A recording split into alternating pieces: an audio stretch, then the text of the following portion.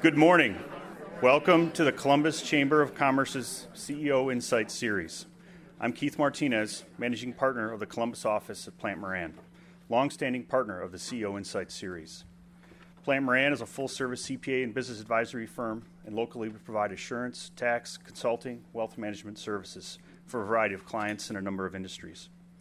As we prepare for continued growth, we focus on taking care of our clients and taking care of our people. We're excited to bring in over 20 interns this summer, so it'll be a very busy time in the office as we take care of all of them.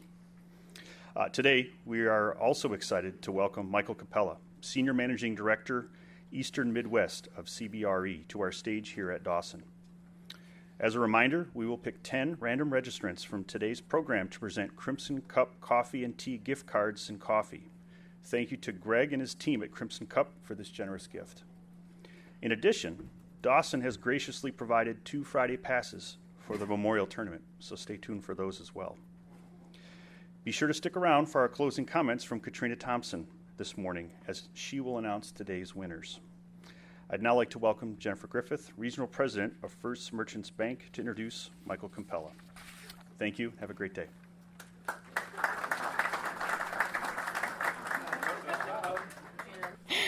Keith, thank you very much. Don, thank you very, very much.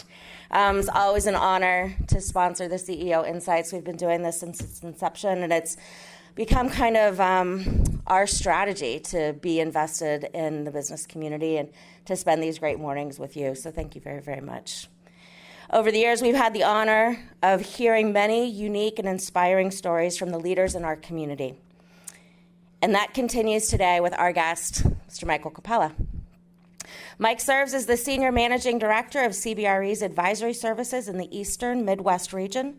And in this role, he leads approximately 750 professionals and is responsible for the strategic direction and performance of the company's advisory services business line. It includes leasing, sales, debt, property management, the valuation in Ohio, Michigan, Kentucky, and in Pittsburgh.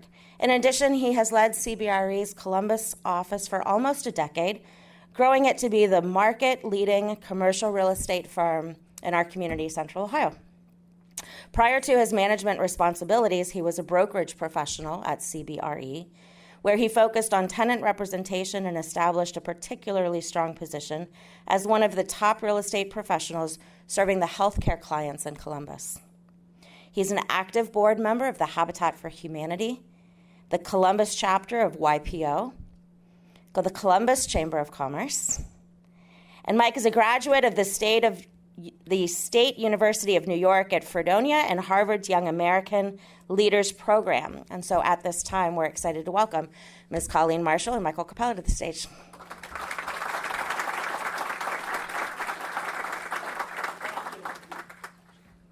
And welcome, Michael. Thank you. You're in the hot seat. I am. As That's they like to say. First time that Fredonia has probably been ever mentioned in this in this room. So well, let's start back there. Let's go back to the beginning. Your background. Sure. To get into commercial real estate, it's not like a 10-year-old says, "I want to grow up and be in commercial real estate." So tell us how this started. Was it something that you got interested in school? no, it wasn't. So certainly, I think I can actually trace it back to like serving French fries at the local French fry establishment at Fredonia. And what was crazy about it was that I've always worked. I've enjoyed working, and that was the job that I had as a sophomore at Fredonia. And I knew that one of the bartenders at the spot loved fresh, hot French fries, and so I would always give him scoops and scoops of fries. And he's like, "I kind of recognize you from coming to the bar from time to time." And then he's like, "You know what? I'm stepping off, and I'm going to be looking for a new bartender. And so why don't you come down and meet the general manager?" And so I went, met the general manager, got a job there. And then probably the most important thing that happened to me was that I met my wife. And I met my wife because she was underage and I was a bartender. Oh, that's the story the dads want to hear. Yeah, her dad did not like me for a long time. I had to move her 7 times physically before he finally said, "Okay, I think you're sticking around for a while." But ultimately that kind of changed the trajectory of my life, meeting my wife. And then she helped me kind of uncover that I had a passion for sales and people, which led to different jobs in the service industry. I sold cars for a while. And then after being the salesman of the year for a couple of years, she tapped me in the shoulder and said, "Hey, we're thinking about moving to Columbus, Ohio." Her family was, and she's like, "You should think about a career transition into something that had a little bit more upside than selling cars." And at the time, her boss had a really good relationship with somebody in the commercial real estate industry, so made some relationships, and here I am. You know, it really is. We were talking earlier, the people were out there networking. Networking is so important, isn't it? Yeah, it's all about it really relationships. does connect you not just to people, but to opportunities. Is that how you felt? Absolutely. Yeah, and I still look at it today. I mean, even moving in and transitioning from a brokerage where I was performing transactions to now, leading a division of a Fortune 120 company, it's really all about relationships. So I look at like the R in real estate stands for relationships more than anything else. You know, you started, they mentioned, in hospital, doing a lot of hospital real estate. In a community like Columbus, we see these hospital buildings just popping up. I think all of the major hospital systems here now see the desire to have these suburban, Absolutely, multiple things. What's behind all that? So really, is that smart for them? It is. It's population growth. So first and foremost, I think what's really interesting is that, as the population grows, the major hospital systems know that for every 1,000 people, they need to add a new hand surgeon because it's all about capacity. And so as the population grows, the hospitals will grow along with it. But I think the mindset of, chasing the consumer and creating a different experience and really kind of bringing that hospital experience to the consumer is what's changed versus them kind of coming to the hospital. Well, you now had this massive division. You're in multiple states. You've got this regional outlook. Give us your summary of where commercial real estate is right now. So it's messy. And I think it really kind of depends where you are at. So real estate is still very regionally based, but if you look at the macroeconomic terms, there's really just no liquidity or financing out there. And so if you think about one of the most important things, if there's no debt, there's no deal. And that is really challenging right now. So the change in interest rates over the last couple of years has been very challenging for the industry. I would actually argue probably more challenging than COVID in itself. And really a year ago, what we forget is that there was massive, regional bank failures, and that's still working its way through the system. So those are the things that are probably impacting real estate more today than some of the implications of COVID, which I know we were talking about earlier. So how does Columbus compare to other parts of your region? It's a gem. It's by far the best spot in the Midwest. There we go. Yeah, your mic there. There we go. There you go. So by far, Columbus is by far the best spot in the Midwest. From a growth standpoint, all of my peers across the Midwest are so jealous about what's happening here in Columbus. Yeah, I don't know if you have a wire loose or... There we go. Okay. I definitely have a wire loose. Yeah, that's what I've been hearing about you. But anyway, I also wonder if there's something wrong with your mic. Yeah, I'll speak up. Well, the big advantage that we have is we have a statewide approach to economic development. So we are truly blessed to have Jobs Ohio, and I know Matt McAllister's here from One Columbus. That gives us a significant advantage over our peers across the Midwest. Like, frankly, everybody is jealous about the way that economic development happens in Ohio and specifically in Columbus. So that's not uncomfortable. No, it's fine. For the next hour. No, but at the end of the day, the diversity of the economy here. So if you think about the logistics business, the fact that we have strong healthcare, we have OSU, we have nationwide, there's excellent employers that have a really diverse business base. That is one of the things that separates Columbus from our peers. So then explain to me, the Fifth Third Bank building downtown has 2 floors occupied. Yeah. We've all seen what's happening with the Key Bank building downtown. So we've got these massive structures, and it's not just those 2. There's a struggle for filling the space downtown. So we're growing, we've got a great economy, and yet we see this happening. Why? Why is that? So we need a couple hours and a couple drinks to go unpack all of that. But let's start with the drinks. Yes. So ultimately, what's interesting about the Fifth Third building in particular is that building has gone through transition, actually going back to the Great Recession, and that had fallen on receivership back in the early 2012, 2013. Because of the challenges around financing, and it really has been impacted ever since then. But when COVID hit, what it uncovered was that a lot of major corporations were sitting on what we deem to be shadow space, so space they weren't really utilizing. And so when everybody looked at, how they were going to optimize their space, they realized that they were sitting on more space than they need. And so we're still kind of going through that right now. And then at the same time, there's been a massive flight to quality. So the tenants that are taking space are going to the newest, nicest assets. And so, new buildings in Franklinton or South Peninsula. And you really think it's almost like a tale of two cities where Bridge Park has very, very low vacancy for office. In fact, I think they're kicking off a new building and some of the highest rents and lowest concessions really across the Midwest. But then you look at, downtown, and some of those buildings are going to continue to struggle for a period of time. So what's the solution to that? Because what we don't want is a downtown that's hollowed out. So I'm very bullish on downtowns, but I do think that, we have to recognize that real estate moves very slow. And that's challenging for me because I'm very impatient. This is probably an issue that's going to take 5 to 10 years to work itself out.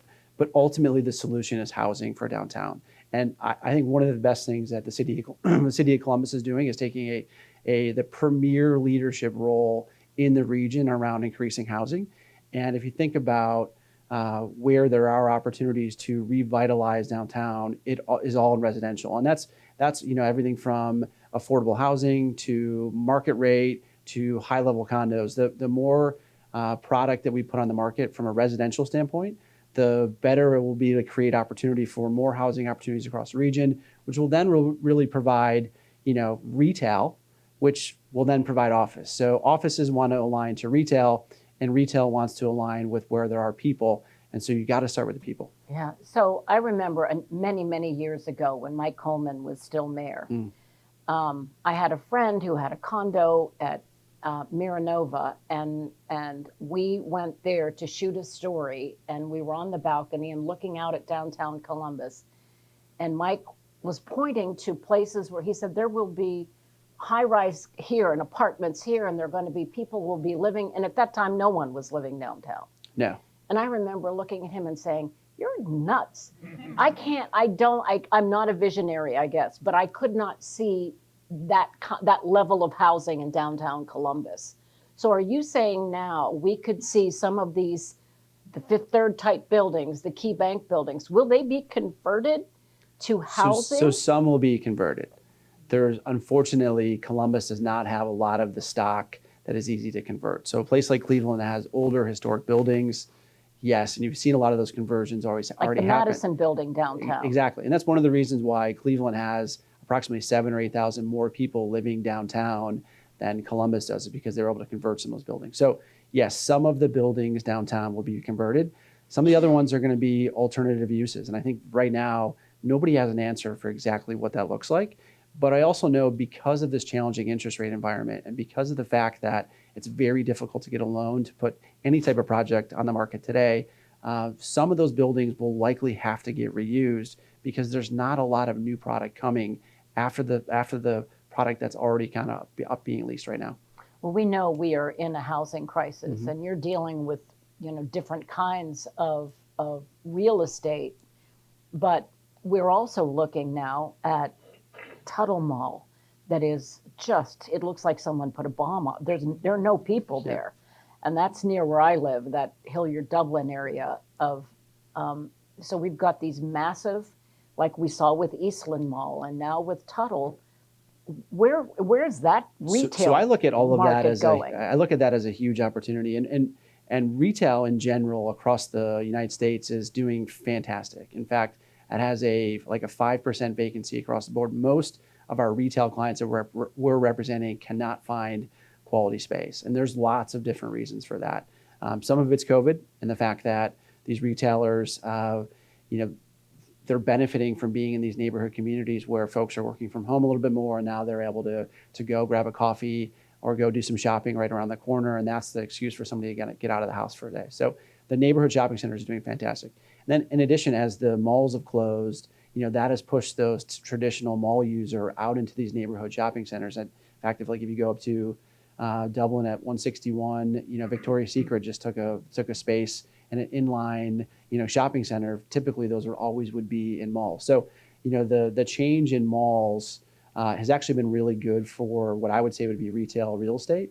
And then there's been a huge rise in food and beverage because, as you know, most people don't want to cook at home. They want to go out and eat and have that experience. So there's a strong lack of available retail space, which is interesting because if you think about it, 10 or 15 years ago, everybody was talking about the fact that, the internet and Amazon was going to kill retail. And if anything, it's kind of really strengthened it. And then the last thing is that real estate fundamentally cannot just keep up with all of the change. And so if you think about the fact that we build these buildings, if you go to Jennifer from First Merchants and you ask for a 20-year loan or a 30-year loan, some of these buildings, unfortunately, they become inefficient or obsolete within a 10 or 15-year period.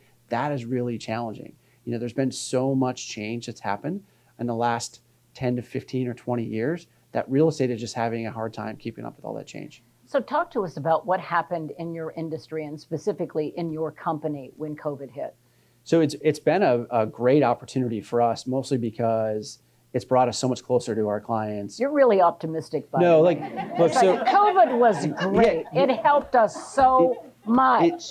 I think so. The interest rate environment afterwards, that's been frankly a mess. And what we saw was that across the board, certainly office became the four-letter word that nobody really knew how to deal with. But as everybody was sitting at home and clicking on the internet and buying things, the need for more industrial real estate, which is a large component of what we do, surged. And so we were helping businesses with their supply chain.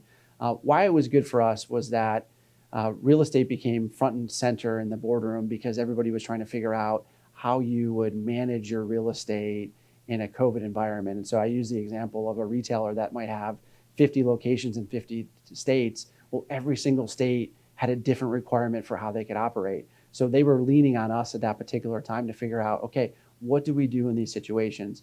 And where it's been really good for us is then this optimization, trying to think about, hey, what do we own? What do we lease? What should we sell off? How do we reposition? Where it's been really difficult has been the demand. And we talked about just the hours. I think that the expectations for like the solutions that we're trying to bring have been really high. And I think to my peers in the room that work at CBRE, I feel like we probably have not taken our foot off the gas since March 13th or whatever, when we first kind of closed our office for a couple weeks to figure out what we're going to go do. But didn't people working from home change a lot? Because what happened, at least what I personally observed, my son's an attorney. He loved working from home. Absolutely. He said, I get more done. No one's bothering me. Yeah, but you're also not out in front of the partners who give you work. Totally. You are not connecting. You are not networking. And I kept saying to him, the second the partners go back, you go back. You have to go back. But I think if he could have, he would have continued working from home. And isn't that changing a lot? Because especially that generation, the people in their 30s are saying, yes, I'm old, y'all. Yeah. But they're saying, I like the lifestyle of working at home. I don't like that commute. Yes, so I can go on for this in multiple different ways and multiple different views. So I'll approach it a couple things. First, I would say too much of a good thing is never a good thing, right? And I think ultimately people that just do what they want to do unchecked is not great for themselves, their family, their profession. Like right. I feel like you should be pushed and pulled to maybe do more than what you want to do every single day. I'll look at it from an employer first. So it was certainly a struggle, and we still have to earn the commute, which means we have to create an experience in all of our offices to be the employer of choice, to give a reason for people to want to come in the office. I would say that the last year has felt much better than it did 2 years ago. And, to like some of my co-captains in the room that helped me run the office, it was hard. I mean, it was difficult every day to get up and think about how we would drive people into the office that could easily do what they wanted to do at home. But what we're seeing is that as time has passed, there's been a group, really the folks that were hiring out of college, that are saying, I want to be in the office, I want to be exposed to opportunity. And frankly, that group is so resilient because they have gone through so much in school. They did some of their education over Zoom, and they're Yeah. like, hey, that sucked. Like, that wasn't fun at all. Like it, and so there's the ones that are kind of coming in the office, and that energy, by the way, helps us bring in everybody else. And then I do think that we've seen people feel like have passed on opportunities, have not really grown the way that they wanted to grow. And that has resulted in people, kind of just regulating themselves and coming in a little bit more. You said you like being an employer of choice and being somewhere that people want to come to work. So what's the key to that? How do you make work attractive? So I think there's like some base things. You have to create a safe environment. You have to create an opportunity where there is opportunity to advance. So I think where I align with like my co-captains that run our office is that we look at somebody that becomes a CBRE that, well, we cannot tell them that they're going to be at CBRE for the rest of their life, that if they give them everything that they want, if they give us everything that they can, we will do everything in our power to develop them and give them a career, which I think is really important today because there's so much change, as we talked about. And ultimately, we try to put them in a position where they're being developed constantly. And maybe they end up leaving CBRE, but I think we're just as happy about somebody that has had success outside of CBREs as they have within CBRE. So that's our core piece. But then it's like snacks, drinks. Like we're going to Jack Dio's later today at 3:00. We're providing Ubers for everybody. I mean, there's some baseline expectations that you have to do to create a good overall experience. But I think the thing I'm most proud of is like how we try to develop our people. Yeah, can you talk to my boss? Yeah. No one's taking me to Jack Dio's. But are you seeing a generational? When I was in corporate law about 15 years ago, I remember that summer clerks would come in, and you would kind of wine and dine them through the summer, but you were also seeing what kind of a potential employee they would be. And there was a big project that was going to require a team of people working overnight for a filing that had to be done the following morning. And one of these clerks, summer clerks, was asked to stay and be part of this overnight team, which would have been a great learning experience for someone. He said he couldn't do it because he had a softball game. Yeah. He did not get an offer. But now, because of that, I mean, totally the partner at that project said he's not getting an offer. So I think that was the attitude 15 years ago. Now, I think employers are more likely to appreciate that generation has a life away from work, more than my generation did, that work was everything. Are you seeing generational needs to change maybe the way you manage people? Absolutely. Yeah, I think we have to create space for somebody to come into the office and expect that we're going to support them even with the things that they want to do out of the office, and we have to give them space to go do that. And I think that's frankly healthy for all of us. But in the same sense, I tell people that my view is that the world is only going to be more challenging and more complicated on the go forward, and that we're going to help you develop and give you skill sets, but you got to do your part. And so I think I'm very bullish about whatever generation we're working with. I think there's a lot of opportunity to be taken advantage of, and so we look at it and say we're going to help you take advantage of the opportunity. So whatever disruption is happening, hopefully you don't get as disrupted as much. So I think we do expect hard work, but we also expect that you should be able to go do the things in your life that are important. And how do you specifically pick someone to mentor, or do you take people on your team? I mean, you have hundreds of people working for you. Do you have an internal mentorship program? So we do, and we have like several layers of that. I think the like informal mentorship where we're matching people, and we have I think one of the things I'm probably proud of most in Columbus is that we have great layers of leadership, especially like our middle managers that I think have the hardest jobs, by the way, especially because they're managing and trying to coach up what we're typically like entry-level talent. And they're really spending a lot of time developing, understand what does that person want to do, with their, in their next step in their career. And that's where we're trying to kind of match people to spend time with each other. But I always encourage mentorship, and you and I talked about this over email. I think mentorship should be 360, which means that, so many young folks are always looking at finding that senior leader that's going to be their mentor and answer all of their questions and solve everything that they're trying to figure out.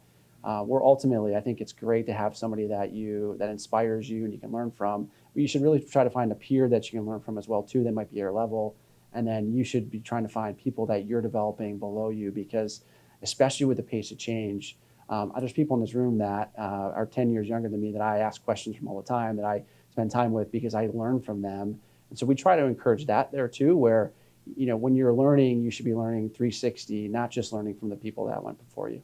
Does that include technology? It's the worst thing I'm the worst at. Oh my gosh, I know. So many questions on AI or other. Yeah. I know it's challenging. Yeah, I have gotten to the point that I just say, I don't want to know this, do it for me. Yeah.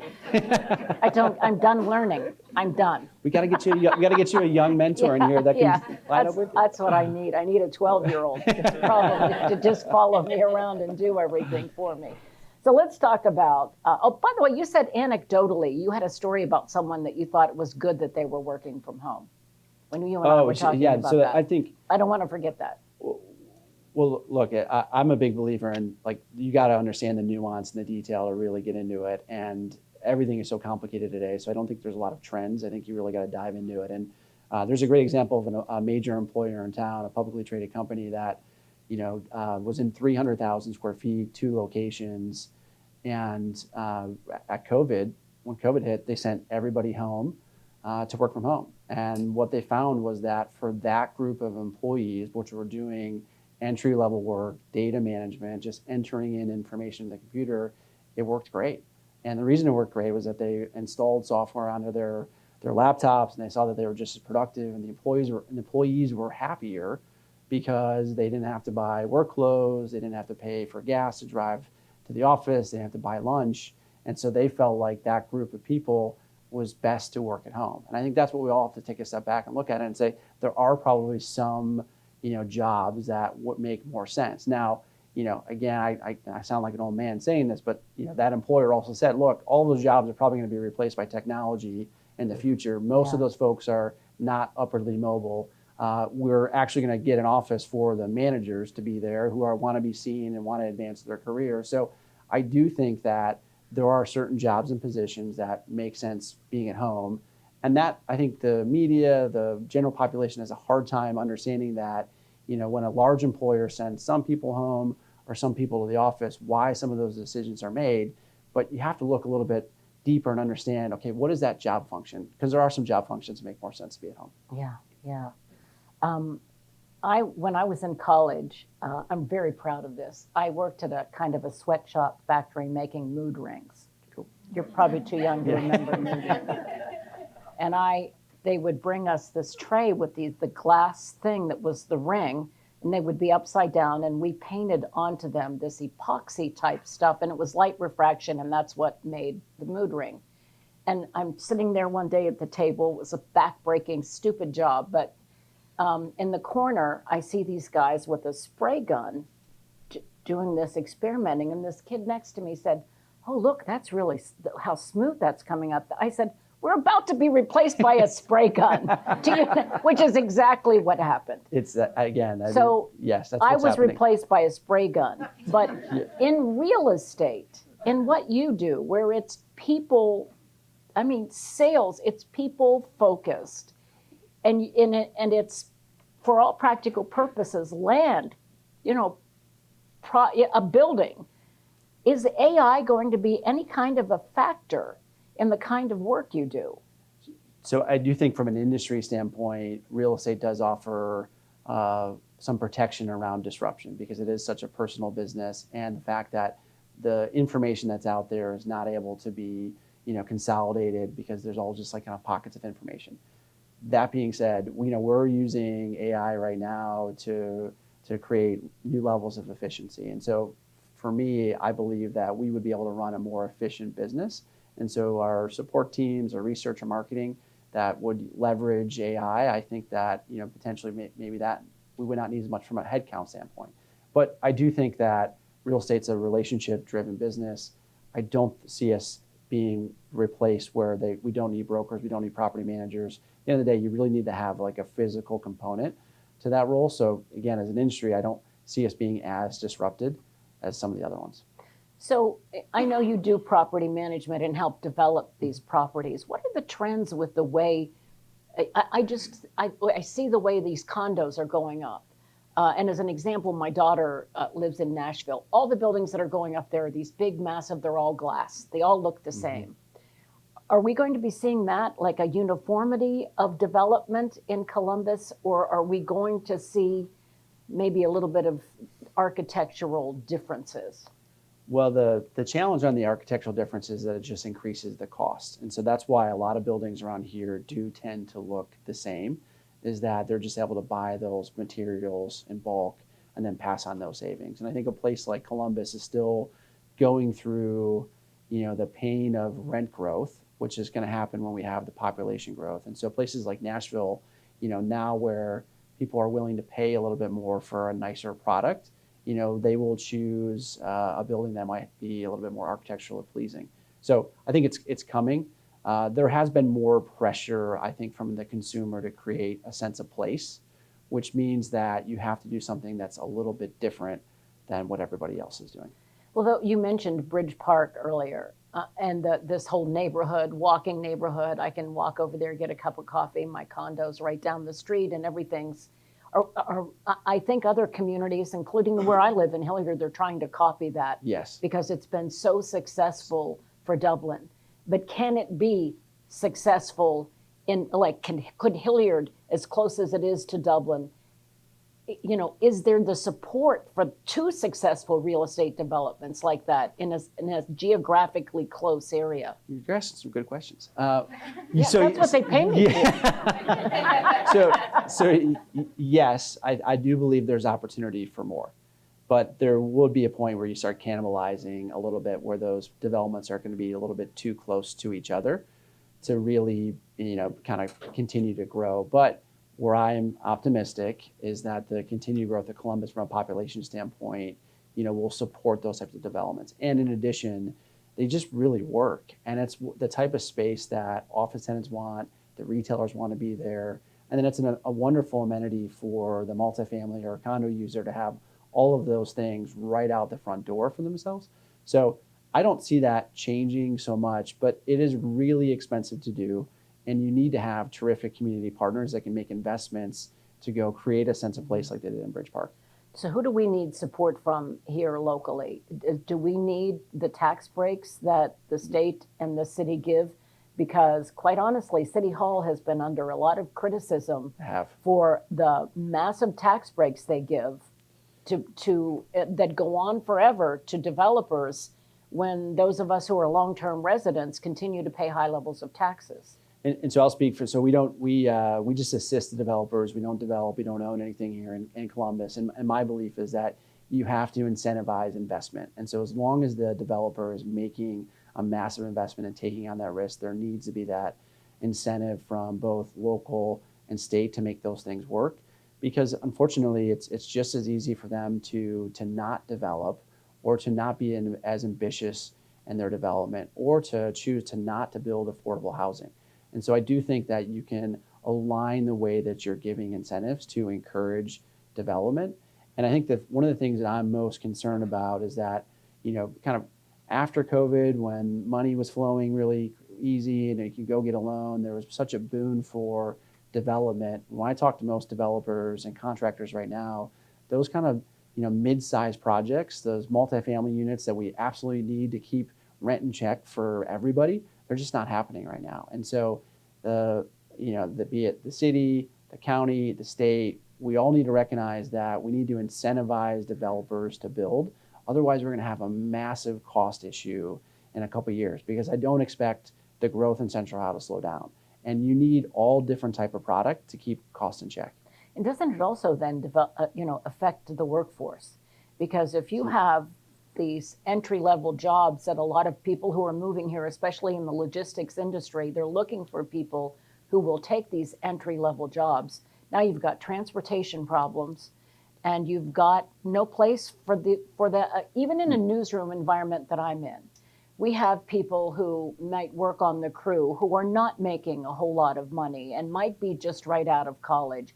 I hear these kids talking about rent and not being able to afford it. There's somebody who works on the crew at night with me who goes and works as a lunch lady during the day at a local high school because she simply can't afford to live with just one income, I know. one job. So this is going to be a multiplying problem, isn't it? It absolutely is. So I look at housing as economic development, and so as we're thinking about growing and bringing new opportunities into Central Ohio, or even keeping the ones we have here, housing has to be part of the overall strategy. And I feel that actually the city is taking on a tremendous leadership role in that. You know, regionally, when you look at your affluent suburban communities, that's where you have the issue. And they just don't want anything in their backyard, unfortunately. And that's a problem. I would say, I would just use this stage, this platform to say anybody that lives in an affluent community, we have to, lock arms and find ways to build more housing at every single price point. Because if we don't, it's going to be a huge problem. And I think if you talk to the developers, it's actually harder to develop in Franklin County than in places like Indianapolis. And so I do think the city is taking on a phenomenal leadership role and is developing as much as they can and encouraging development. It's really the other affluent communities that kind of need to do their part. And to your point, if you look at a place that, let's say you have a great mixed use community, well, somebody is cleaning those offices, somebody is working at the restaurant, and you will have a very difficult time attracting talent to that location if they can't live within a reasonable drive. And so they have to build out different levels of housing in those places to really be able to find employees to work in their places. So let's talk about what Intel is going to do to your business. And because we're not just talking about Intel, but all the support businesses and the logistics and there's so much coming because of Intel. And I don't think maybe that most of us have a grasp yet on what it's going to do we?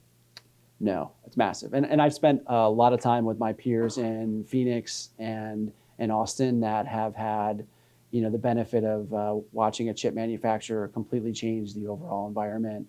And everybody's just like, you just got to hold on for this ride. It's unbelievable. And I do believe, Central Ohio will look very different in the next 5 years, and especially in the next 10 years, from just what the overall economy looks like. And that's everything from demand for more hotels and more retail space, more office space, certainly housing. Housing will be likely the biggest demand that type of job growth is going to create. And we don't have mass transit here. How much of a problem will that be? Well, when people talk to you about maybe moving into this region, how much of a factor is that? I think mass transit is definitely a challenge that Central Ohio is going to struggle with. Now, there are there's this initiative, I think it's Next, that's tackling it. There's been tremendous investment from the federal government to help kind of think about how they're linking, those different areas. What I do think is an advantage to us is that we still have a fairly blank slate to continue to develop. And so as we are developing, and as long as we are developing with housing in mind, I think that people will look to live closer to their job centers. And because of that, transit will be important, but maybe not as important because we still have room to expand. And then in addition, I think one of the benefits of remote work is that folks don't necessarily need to be into the office every single day. And so will people take on a longer, tougher commute for the opportunity to own a home and have a great job?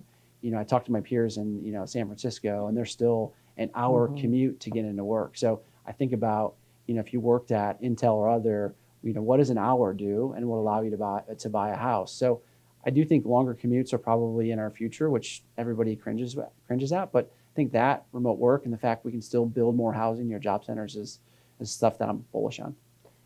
But you talk about housing near job centers. Are you seeing more condos and high rises than single family homes? Because single family homes take up a lot of real estate. They do. I think you'll see that become more dense. I think you'll continue to see that as single family homes get built out, smaller yards, smaller overall footprints, and not really because that's what people want. I think that'll mostly be driven by what people can afford. I share this all the time, and maybe I shouldn't share it, but Brandy's our new CEO for Habitat for Humanity. We were talking yesterday. We have volunteer labor.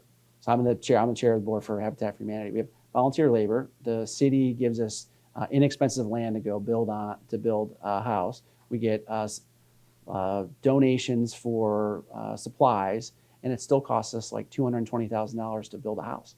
And so think about that: donated labor, cheap ground, cheap supplies. We're doing it over and over again. It's just a really big challenge around cost. How important is it for someone in a position like yours to be involved in a community or nonprofit or a community program to help the city? No, I mean, I love it. I probably love it more than I don't tell anybody from CBRE, but that's like. I hope none of them are here then. No, so for me, I look at it it's a desire to help and give back, but I also think it's a requirement. I think if you're in a position of privilege and you can make a difference and you can use your time, you need to do that. So I'm always giving people that are not doing it a hard time.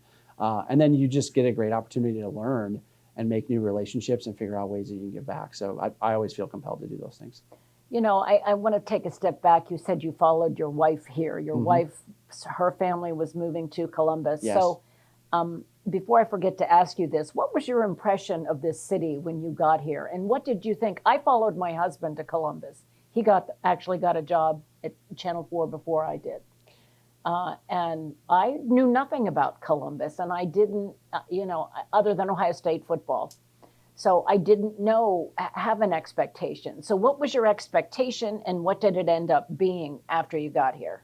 I had pretty low expectations, especially coming That's from. what we like to hear. So I was coming from Buffalo, New York, right? And so like I think how Mikhail got me was that we went to Easton, and we went out, and I walked an outdoor mall having like a drink, and I was like in the sun, and that's not what you do in Buffalo. You are like hunkered down in the snow in a dark and gray mall, and I'm like, this is really kind of a cool overall experience. So she did a great job of kind of showing me around, and I was impressed early on with how friendly the city was, and just, I felt like it was a great place to make a home. I think Columbus is a gem, so it's, I feel lucky that we moved here, that her father had relocated to Columbus. I often say that if he had gotten relocated to Cincinnati, I probably wouldn't be doing one of these in Cincinnati. I think it's way more upwardly mobile. I think it's welcoming. It's a great place where you see public-private partnerships happen, and I don't think you see that in other places like you see here in Columbus. When people come here now that you are trying to connect with, what's the impression you're trying to give them? And where do you take people when they come to Columbus for the first time? So we have like a whole playbook around that. Yeah. So I think, so if it's somebody that's out of town and they haven't been here first, we really kind of start in the short north, and then we do layers outside, because I think, we have them. Short North, German Village, all the stuff that we take all of our relatives to when they come. And I think they're really, I always feel like if we can get them here to Columbus for an overnight, their view of the city and the region has completely changed. And one of the things I enjoy most is bringing our like national leaders into Columbus, who are frankly blown away by not only all the economic development, not only all the economic diversity, but the accessibility that I have and they have to city leaders. Like, they cannot believe that we can, quickly put together a dinner, folks that are industry titans that'll help have a conversation about bringing a business into Central Ohio. Like, that stuff just doesn't happen in other places. And I think the fact we have a transient, welcoming community that everybody seems to be, lined on making it better is just different. So they can't believe it. They're always like, we got to come back here. So what's the key then to, people are surprised because they don't know about Columbus on a national level. We don't have an NFL team. Yeah. And that's quite honestly the way people learn about other cities because of the popularity of football. So what should we be doing that we're not doing, maybe to present this city on a national stage in a different way? So people get paid tens of millions of dollars to solve that question. So, well, and I have you've got 30 seconds to figure it out. Yeah, I would just say we should Mike. all have a lot more swagger about living in Ohio and specifically living in Columbus. I think that would be my, send everybody away today, like, be proud of where you are living. And I think if we all do that and we bring people into Central Ohio for vacations or for experiences or conferences, people are going to see that we have like a kind of a secret sauce here. Obviously, I've been asking you mostly questions about Columbus, but you don't work just in Columbus. You don't, you have a pretty broad region. What's going on in other cities that we should know about, either to emulate or to make sure we don't fall into their pit? So as I think about, so safety and security downtown is very, very important. And so as is city leadership. And I am, as you know, I'm a very optimistic person in general. And I frankly get paid to believe in downtowns. But what we have seen across the country is that places where there has been a erosion in safety and security has created what I think is a cycle that I'm not sure how those cities get out of, because there has been challenges around homelessness, drug use, which then means the retailers don't want to be there, which then means the apartment folks don't want to be there, which then means the office folks don't want to be there. And that's a really, really big issue. And so we have to create safety and security where, again, if I'm trying to earn, as a downtown employer, if I'm trying to earn the commute to bring my employees into downtown, it needs to be in an atmosphere that's safe. And by the way, I think the city's doing a great job. So where I go with this is that I clearly see where there is poor city leadership and a lack of safety and security, it is directly linked to that city's economic decline. And that's been sad for us. And we see it in our P&L. Like I can look at, I'm not going to name the cities, but I can go in and see how our office is doing in that market. And if that market does not have a strong city leadership and does not have strong safety and security, it's failing. And part of it, it's a vicious cycle, isn't it? Because reputationally then that people just latch on to that. My daughter-in-law just last weekend was telling me one of her best friends lives in Detroit, and that they're in a great neighborhood and they really like it. My immediate visceral reaction was, "Ooh, Detroit," because they can't get away from that image that they had from the '90s, and it's really difficult, isn't it? Reputationally, to get beyond. It is. Even if you're investing and making parks and good neighborhoods. That's very difficult. Well, I keep saying you're an optimistic person. So what do you see 5 years from now in the commercial real estate market that we might here in Central Ohio find surprising? Or are we ready for what's coming?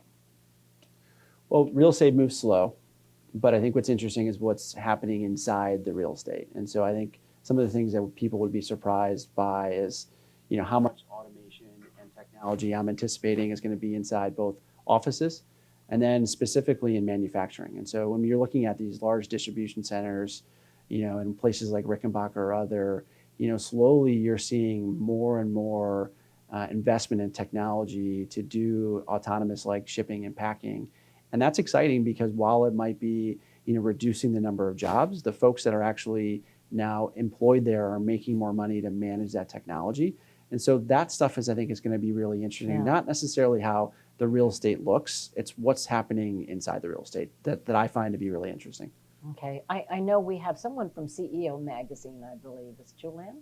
Yeah, with a question because CEO Magazine, of course, one of our main sponsors.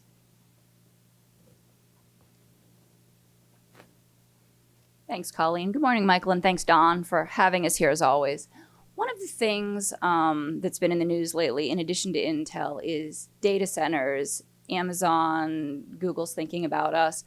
How does that, if at all, change the commercial real estate landscape here in Central Ohio? We're blessed to have that infrastructure in place. And I would argue having that infrastructure in place is one of the reasons we were able to land Intel in the first place, because we'd shown that we could do bigger, complex projects, and we've shown that we could deliver on power in a way that other regions couldn't do. And so one of the things that makes Columbus different is that diversity that I was talking about, and that data centers is definitely inside that diversity. Now, my belief on that is while they are not bringing a lot of jobs when they do that, they're terrific community partners in the way that they don't make a big impact on the community, but show ways to show up on the tax side of the municipalities that they're there, which is great.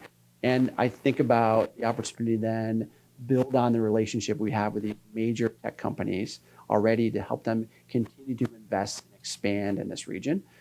So construction jobs, the things that they do for the schools, those are things that other places would be, so jealous to have that we have here. So it's a huge differentiator. We're so lucky to have the data center business. So for you personally, you're already kind of at the top of the food chain, which is remarkable for someone your age. So where do you see yourself going? I mean, you're already up there. So what do you want to do in your next 10 or 20 years? So impact and service is probably the two things that I think about. And I really, truly love what I do, but it's just finding a way to continue to expand that.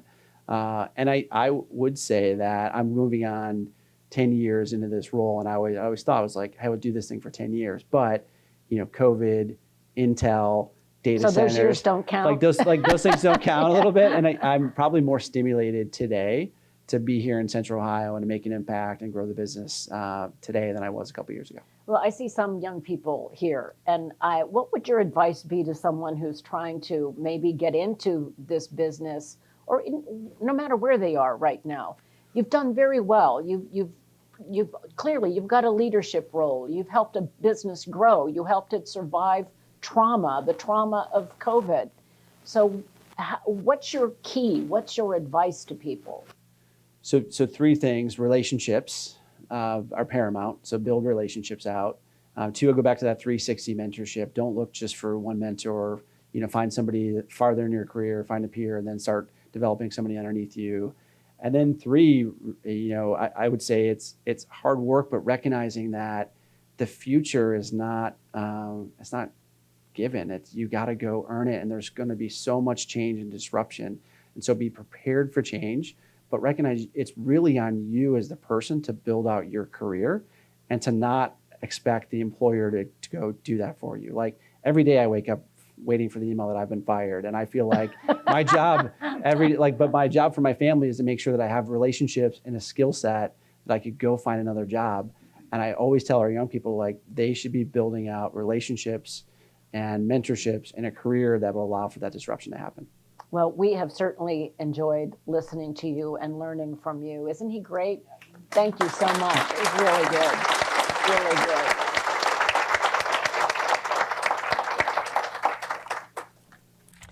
Thank you, Mike, so much for all of your commentary and insights into commercial real estate, community and engagement, and leadership. Good morning, everyone. I am the Manager of Business Development, Amy McDermott at Wright Pat Credit Union. You all certainly gave us a lot of takeaways.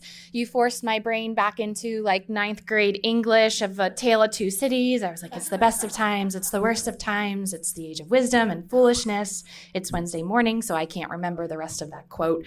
And also that we should probably be preparing today for the Z-Suite takeover, and our C-Suite will soon be a thing of the past. Don't forget to refer to yourself as sage of wisdom. You are not old, you are wise and sharing lots with the rest of us. I digress, but thank you so much for joining us this morning. Wright Pat is happy and energized to be here. We are a full-fledged financial institution that I believe can help us all with whatever our day-to-day needs are, especially as, the Midwest is best, it's growing. Columbus is the fastest growing city in the nation right now, which is a really exciting place to be. But back to A Tale of Two Cities, it really is a challenging, cumbersome, and exciting time.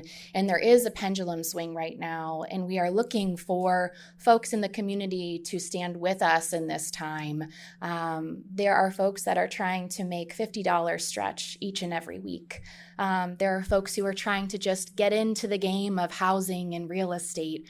I had the pleasure of attending Ohio's conference last week, and we talked a lot about the fair housing crisis right now in Columbus.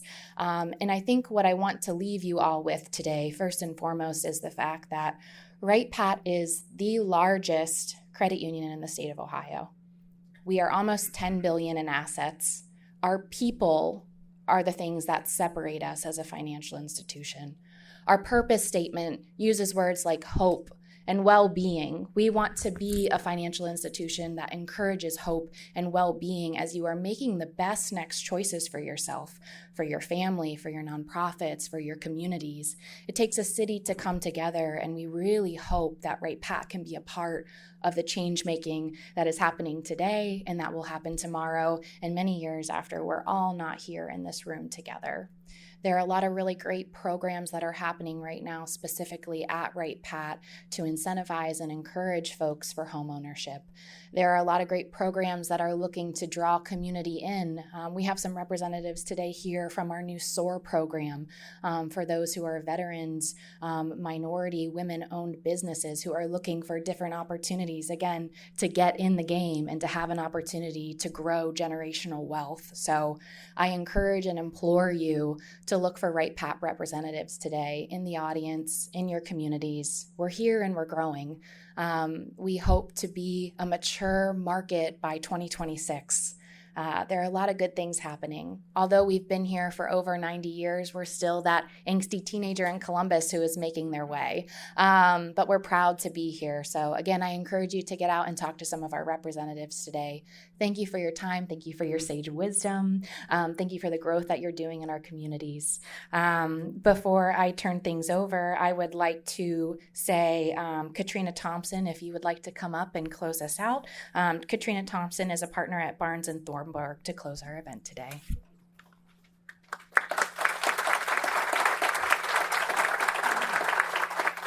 Hello, as she said, I'm Katrina Thompson, partner at Barnes & Thornburg. I am in real estate, specifically affordable housing, although after your remarks that the R stands for relationships, maybe I'll start saying I'm a relationship attorney.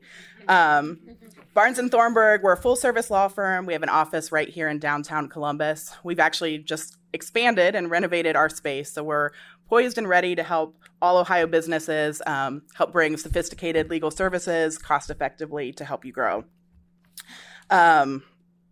It's great to see so many faces here today, and I hope we're all able to carry forward into our day some of Michael's infectious optimism as we go forward. It is my distinct honor to butcher the names of the random winners. So we've got 10 Crimson Cup coffee and tea gift cards, and also don't forget the Memorial Tournament winner as well. So our Crimson Cup coffee raffle winners, we've got Ekema Smith, Carl Hinkle, Stephanie Morris, Aubrey Jones, Darby Collison, Tiffany Elkins, Rachel Friedman, Nathan Scott, Brody Olson, and Jennifer Wood. And then our Dawson Memorial tickets go to Scott McAngle. Okay. Just about as good as all those viral graduation name speakers. So please be sure to stop by the registration table before leaving the venue this morning to claim your gift. Thank you again to Greg and his Crimson Cup team for their continued support of the CEO Insights series. And thank you also to Dawson. This space is great. We hope to see you at one of the Chamber's upcoming programs. You can learn more about Columbus Chamber events and programs by visiting columbus.org/events. Thank you for joining us today and have a wonderful week.